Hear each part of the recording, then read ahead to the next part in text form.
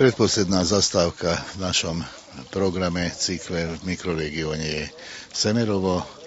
Je to skutočne veľmi pekná, udržiavaná obec Starobíla, takže som veľmi rád, že máme možnosť aj my trošičku spoznať. Pochopiteľne prebrali sme všetky veci, ktoré sa nás týkajú, veď sobotu volíme, prípadné problémy sme preberali ohľadne tohoto.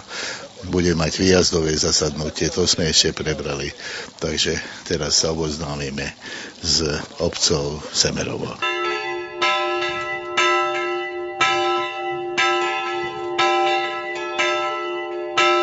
Prvá písomná zmienka je z roku 1210, že pred niekoľkými rokmi sme oslavili 800 rokov.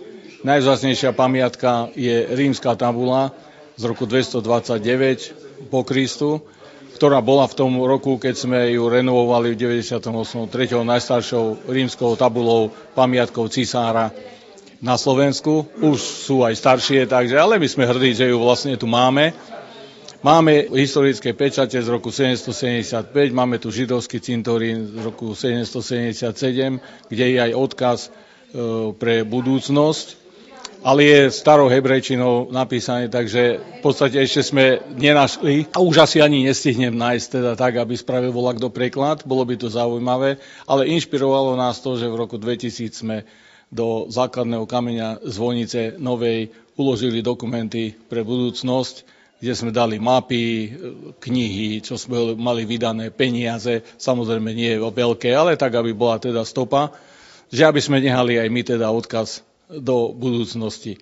Obec má aj svojich medzinárodných partnerov. Obec Čatov znojme 37 rokov, držiavame s nimi priateľstvo. Mesto Nízko máme 7 rokov priateľstvo. V obci je základná škola so 141 žiakmi. Škola je podľa slov starostu úspešná. 3-krát plnila projekt, lebo už teraz sa vlastne končilo Comenius, takže vlastne mala medzinárodných partnerov od roku 2005 do 2014. Pedagógovia a deti chodili po Európe, čo veľa prinieslo aj pre zmeny v našej škole.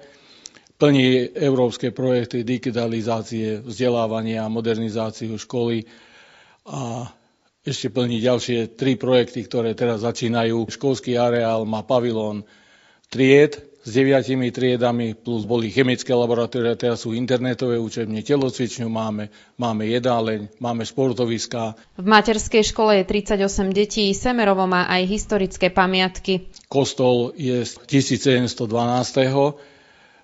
Prvá písomná zmienka, jak som hovoril, je z 1210, kde sa spomína rímskokatolícky kostol svätého Michala a ten Turci zničili, v 1712 ho znova postavili a už bol zasvetený na nebovzatiu Panny Márie.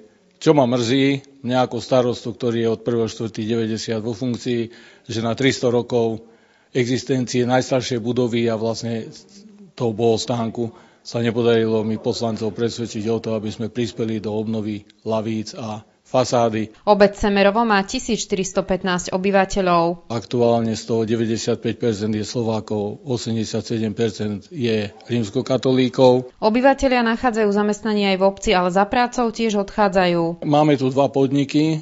Jeden je bývalé poľnohospodárske družstvo, to je Agrospol Semerovo, RAB Semerovo, to je hydinárska farma, ktorá vlastne bola prapôvodom, bol vlastne štátny majetok, ktorý vlastne sa zaoberal hydinou, pestovaním hydiny.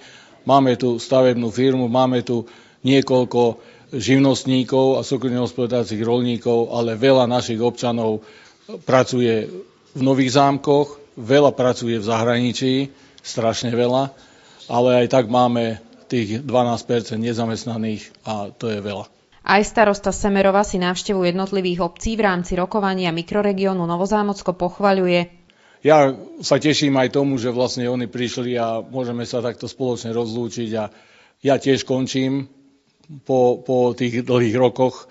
Skoro už 25 rokov bude, keď budem končiť a môžem povedať, že plnil som si sny a predstavy o vylepšení tejto dedinky, do ktorej som sa v 73. priženil, takže tak spokojný odchádzam. Takisto veľmi rád privítal starostov práve aj v obci Semerovo. No bol to vynikajúci nápad, najprv sme boli takí trošku naplašení, a že vlastne čo sa bude robiť, ako sa bude robiť, ale vlastne takto podrobne poznať tie dedinky by sme nepoznali, keby sme tí naši priateľov nenavštívili a nepoukazovali nám. V podstate skoro cez každú dedinu chodíme, ale prejdeme autom, prebehneme, vidíme, čo vidíme z cesty a takto sme videli vlastne, spoznali sme deti, spoznali sme školy, kultúru, históriu, takže ja som veľmi spokojný s tým.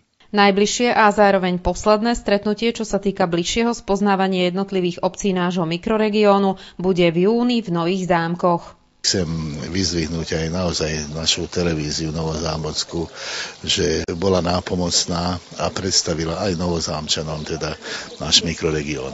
Máme prekrásny mikroregión s dobrými ľuďmi.